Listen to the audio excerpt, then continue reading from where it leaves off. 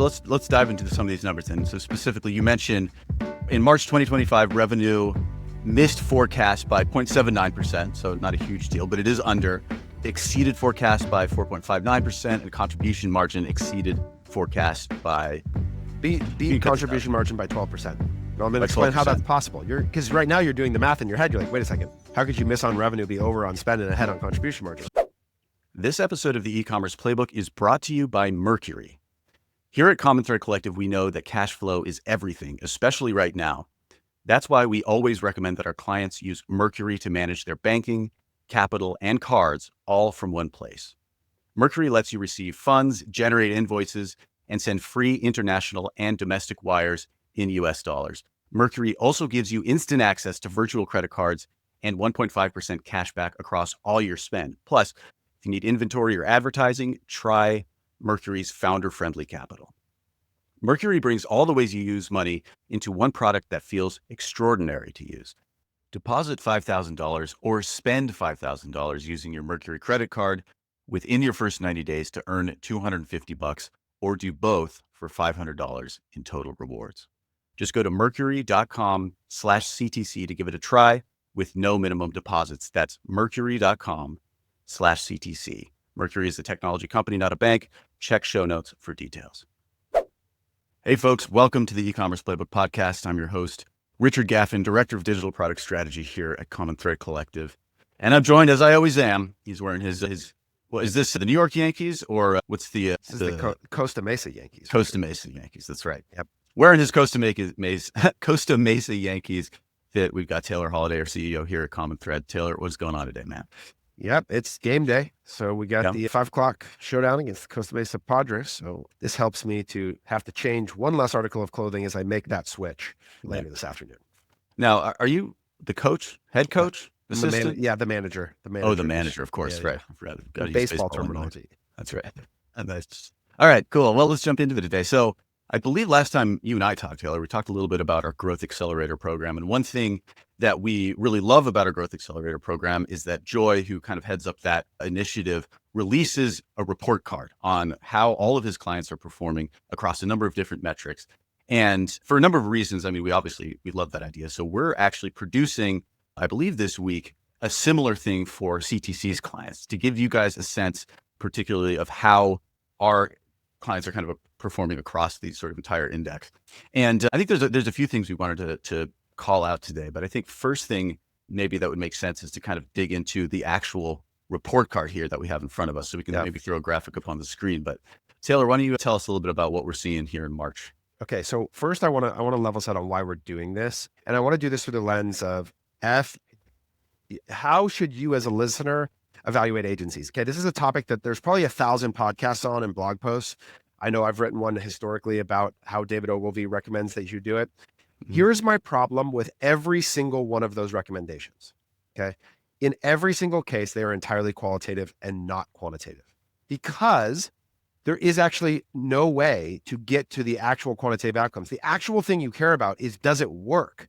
Right? Mm-hmm. Like I think about the way that we sort of treat medicine, or the way that drugs make it to market. You don't ask 4 friends if aspirin works, right? Like that's not the mechanism that we would use to evaluate the criteria for making those kinds of decisions. But in agency world, it's sort of all we're left with is find a client that's worked with them. And so you get one anecdotal data point across a business. In 10 years, we've worked with probably 1,000 customers, right? And so you go ask somebody else. You could meet and interview the team. That's another one, which totally depends on your individual ability to assess someone's capacity in a 30-minute conversation with someone. It's not how you'd interview an employee. It's not how you do anything. So I find it to be a really insufficient process, but it's on us as agency owners to actually provide more scrutiny to ourselves publicly available so that people can make that decision. And so this is one, it's really important for helping people make decisions to provide quantitative results of the actual outcomes. That's like part one of this. The second part, and more important for me even than people's perception of the results, is to self-scrutinize our own system and ask, is it working? I will regularly enter this depressive quagmire state where I can convince myself that what we're doing is totally random number generation and we have no idea if what we're being helpful or not. And that the idea of spending my life doing something that might be totally useless is like a very depressing thing. And so I've been a huge fan of watching Kyle Bodie and the Driveline team, to borrow a baseball reference, like really obligate themselves to publishing the results of the things that they're testing and the hypotheses that they're after and the way that their training materials and modalities actually impact players. And I think the obligation should be the same for us as service providers, is to build a system that self-scrutinizes with data to ask the question, are you delivering on the promise that you're making or the desired outcome that you're trying to create? So the beautiful thing is we have a very clear way to do that, is that every month we take on the responsibility of setting the expectation of the business for our customers. So we handle financial forecasting, revenue, spend, contribution margin, new customer revenue, returning customer revenue, Facebook spend, Facebook ROAS, efficiency across all these different metrics. I think it's like 50 metrics every day for the month. What that means is that at the end of the month, it's very easy for us to say, did we do what we said we were going to do? Yes or no? If no, where did we miss and why? And that allows us to do two things operationally. One, we can hold ourselves accountable and publish the results, which we're doing, which is what the scorecard is. Two, we can improve the modeling. So we can ask ourselves, where were we wrong in terms of the data structure that built the expectation? Or when we were right or wrong on an execution basis, what did we fail at and what can we adjust? And so it allows us to actually iteratively improve the system under very publicly available scrutiny. And so that's my goal, is to eliminate the single case study of the one brand that we worked on 3 years ago. And we have those on our website. Like, I hate it. Like, great, you worked with 47 brand 2 years ago, and this one time you did a campaign and this worked. That has nothing to do with the experience that a customer is going to have next month. But I got to give Joy a high five for starting this, saying, here's every customer that I have. Here's how they performed relative to expectation across the entire board. You can see it. Do you want to be one of these brands? Yeah. So actually, I was going to say, I'm glad you brought up the case study element, because like one potential objection to your sort of assertion that the choice of an agency is largely subjective is that, like, hey, we did look at the case studies and they said X and Y. Or then you see the other thing, which is that like agencies will put like, oh, we've achieved 10 ROAS across $10 billion of spend over X amount of time, which are these sort of, I mean, like, on the face of it, it's like they're very obviously useless metrics, but kind of talk about the ways in which maybe those things are useless and why this set of metrics is better. Well, one, they only publish the positive ones. So like I'll say we only, like, that's what a case study is. It's going to be a positive outcome. So one, it's only one side of the equation. And two is like, it's a previous bygone era in many cases from people that may or may not even be at the agency anymore.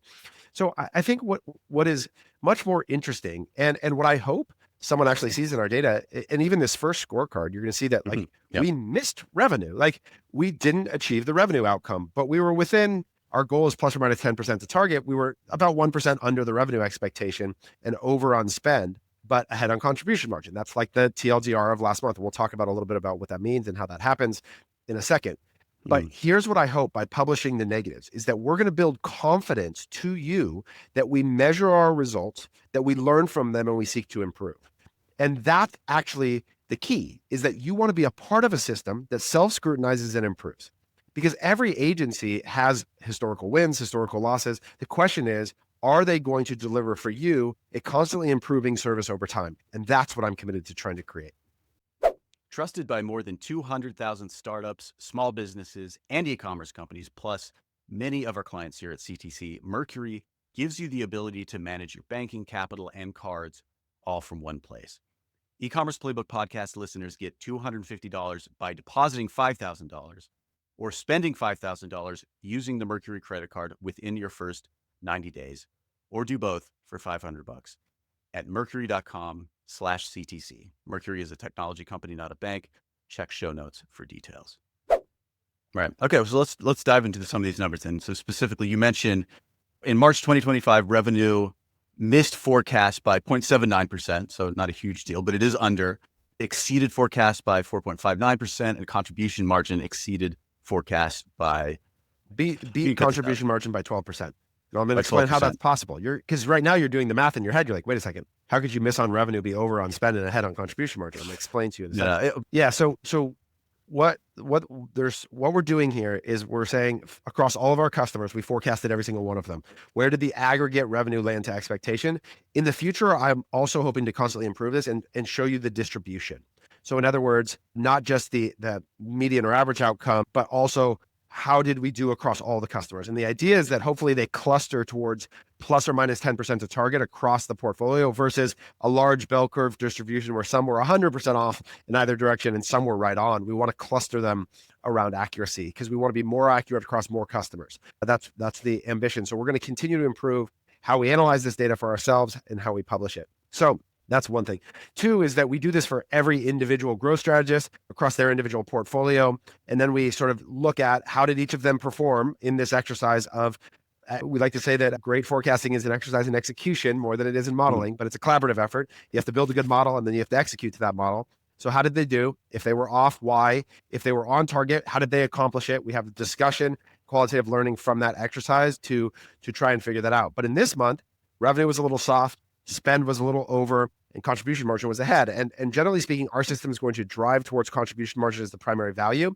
And so what happens here in this case is that this is an indication that you got more revenue off of your returning base and less revenue off your new customer. So new customer efficiency, we know has been a challenge for the last 30 days, but brands were able to extract more contribution margin by getting a higher percentage of their revenue from their existing customer base. That's generally what happens when you see this kind of metric set. And that's consistent with what we're seeing right now is that there is softness in new customer acquisition, which is not surprising, I'm sure, given the broader market concerns. Right. So let's talk about the qualitative discussion then that happens when, say, a growth strategist misses a forecast or exceeds by a certain amount. What is the kind of like hierarchy of thought work that goes into kind of determining exactly what happened? That's right. So we will pull up. And the beautiful thing is that we can see it. And maybe, Corey, we could put up a statless screenshot with like the client hidden to show like a full month view so that you can see like how we can see how every day performed relative to expectation. And we're going to discuss the misses. Like one, we can now break it down a level further to say, okay, did we miss on returning customer revenue or new customer revenue? Was it a problem of efficiency or volume? Like which channel struggled? So we can see in the data in Statless which metric which input led to the failure in that output. So that allows us to target the conversation a little bit more specifically. And then it's a dialogue to say, okay, from your perspective, why did we fail? Was there a launch that was expected to be better that was wrong? That's often the case is that the events that are the most novel are the hardest to predict. And so guessing how well new cell X or new product Y is going to do tends to be some of the harder exercise in forecasting. So that's often the case. Maybe there was an inventory issue. Maybe something got delayed that was expected to happen. Or maybe we just didn't generate the efficiency that we wanted to in Meta that month. Like all of those could be possible. But what we want to do is I want to hear self-reflection and then I want to eliminate victimhood. So this is often in those dialogue, what you'll start to hear is people's default position is defensive. Here's why it wasn't my fault necessarily. And we want to give them back authority over the problem. So in other words, if you say to me like, oh, well, we ran out of inventory on SKU X, Y, or Z, the conversation might move towards like, well, what did we fail to do in the planning process to not recognize that there was an inventory limitation? Right. So we always want to try and help them to see the mechanism by which they can understand how to better anticipate the future. Now, I recognize that we cannot forever predict the future in every area, but we never want like 100% responsibility is a sort of a value here at C2C. And so we want to recognize what could we have done to better give ourselves a chance of understanding the future and to always embrace that as much as we can. Right. Okay. So let's talk then about, so in this particular blog that we're putting out, we have some specific sort of like tactical observations, I guess, from our growth strategists that in this case actually did exceed their forecast or hit their forecast. And so we can go through some of those now. Are there any particular ones that jump out to you as being especially important or maybe unusual in this time? Yeah. So the other thing on the other side of it, I was just talking about the issues, is to ask the question of like, all right, well, what did we do when we got it right? What happened? And so I'll give you some examples. We will sit and we'll ask each growth strategist for specific examples. So here's one from Anmar. He says, we mapped expected revenue to actual product launches in short promos until we were confident we'd hit that number. So forecasting wasn't just a monthly report, it became a planning framework. By mapping the planned revenue contributions from launches and promotions onto their forecast, brands could identify the gaps before the month started and take action accordingly. So in other words, you build out, okay, here's the revenue goal. Now here's the marketing calendar. Oh, we don't have enough actions to get there, but by not relying just on the run rate, you can tie your forecast directly to specific actions, knowing which events are supposed to carry the month and what contingency plans if they don't. So the example I'd like to use here is if you create an expectation of every email that you send and how much revenue it's going to generate relative to the overall email revenue that you need, then on day 3, when one of those emails is soft, you can now make a choice to either add another email, do a resend, redistribute some ad spend budget to somewhere else to make up that deficit because it's clear and obvious from the beginning. And so that level of action, expectation, realization is sort of the holy triangle, holy trinity of great forecasting. Action, expectation of the value of the action, realization of that value. It allows you to really see like, okay, am I doing what I intended to do to help reach this goal? And if not, what other actions can I take to make up that gap? Right. No, that makes sense. And it's interesting, like reading Anmar's quote here, we mapped expected revenue to actual product launches and short promos until we were confident we'd hit the number. In some senses, that sounds sort of like kind of obvious, but actually in practice, that's not often what happens. The actual mapping of revenue expectations to specific behaviors that you are planning on taking in the upcoming month.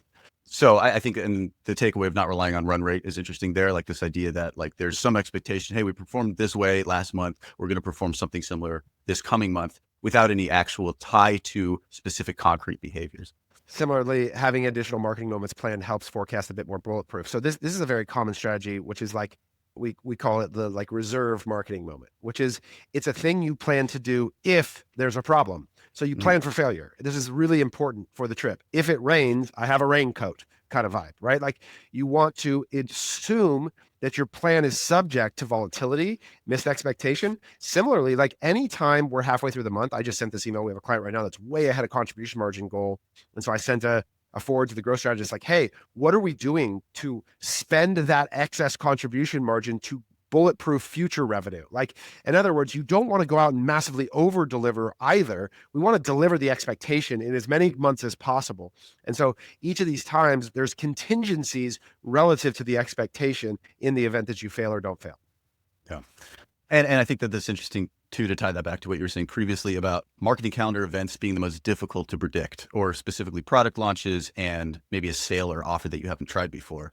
Those are the two things that have to happen if you're going to take those actions that are going to grow revenue in the upcoming month, but they're also the most difficult thing to forecast, which is maybe why people shy away from even trying.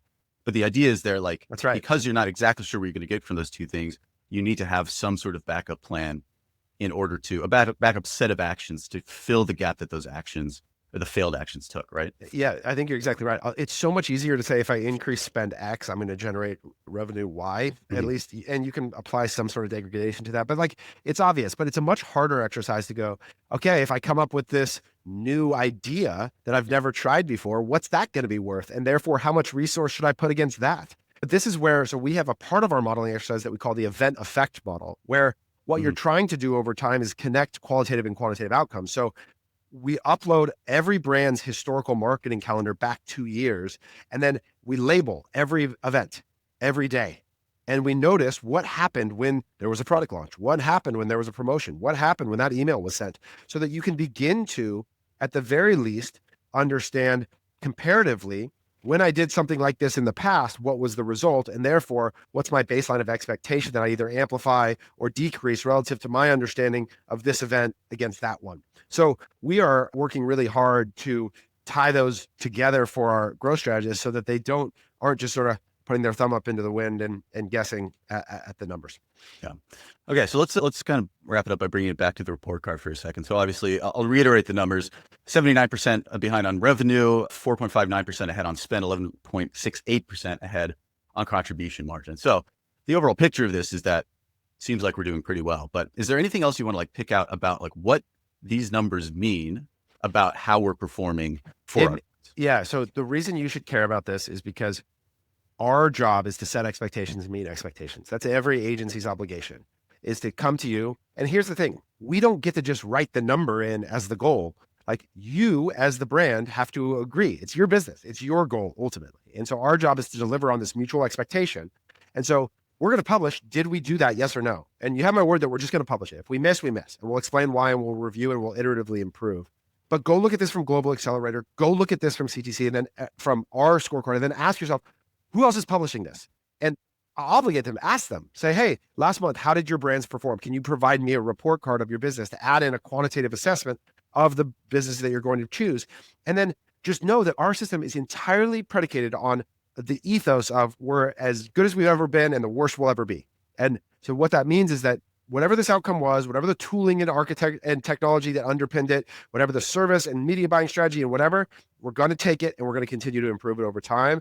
And I want to be the most transparent with our outcomes because I think that's a better truth than just asking two former clients or an ex-employee or even an active client. And not because they won't say good things. Maybe they'll say amazing things that are overstated. Like the point is you should add in a layer of quantitative assessment in the process of trying to decide who's going to help you to generate the outcome you care about. That's right. All right, folks. Well, if you want to be part of this client scorecard, i.e. become a client, you know where to find us, commonthreadco.com. Hit that hire us button. We would love to chat. Taylor, anything else that you want to hit on this? Nope. Follow along. We'll have it published on our website. Send it out as an email if you're not subscribed to our email database.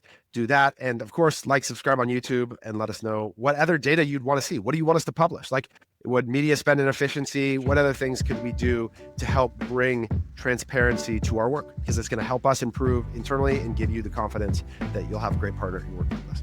Yeah, that's right, folks. Okay. We'll see you all again next week. Thanks for listening. Take care.